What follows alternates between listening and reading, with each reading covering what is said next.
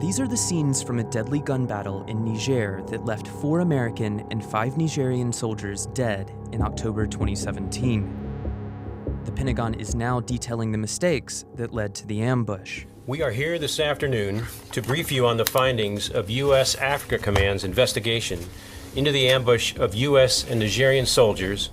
The deadly chain of events dates back months before the firefight. For nearly a year, Team Wellham trained for their deployment to Niger, but the Pentagon says there were problems, namely that only half of the soldiers had trained together. If you don't have the people there at the appropriate time to conduct the training, if they come late, if the leader in this case comes late, it impacts the ability to develop cohesion. It impacts the ability to have a team that's been formed well before they go forward. But the lack of training is just one of the deadly mistakes that investigators have found. Right, so the first mission begins at approximately 05:59 hours on the morning of the 3rd. With no pre-mission rehearsals or battle drills, 12 American and 30 Nigerian soldiers set off from their base at Camp Wellham. Their mission? Find and capture a key member of an ISIS-affiliated group thought to be in the town of Tilawa. So that first mission was the one that was not properly characterized. It was characterized as a civil-military reconnaissance when it was actually focused on the ISIS GS sub-commander.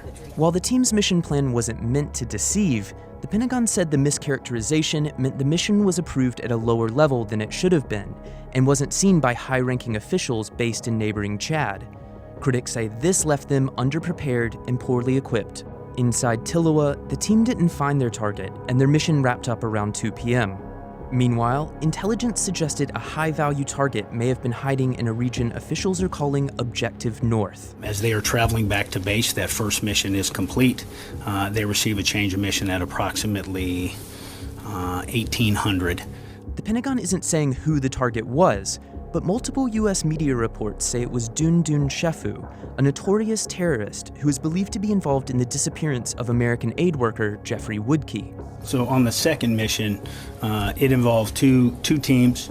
One team that was flying in on helicopters from another location was the main effort or the primary force.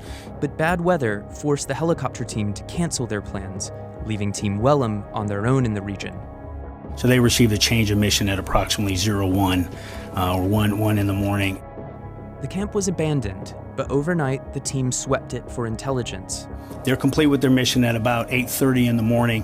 At this point, commanders order surveillance, likely a drone or a plane above, to head north towards the border with Mali, leaving Team Wellham unwatched as they returned to base. Little did anyone know, a large group of militants was preparing an ambush. About 3 hours later, after a pit stop for water in the village of Tongo Tongo, the firefight began.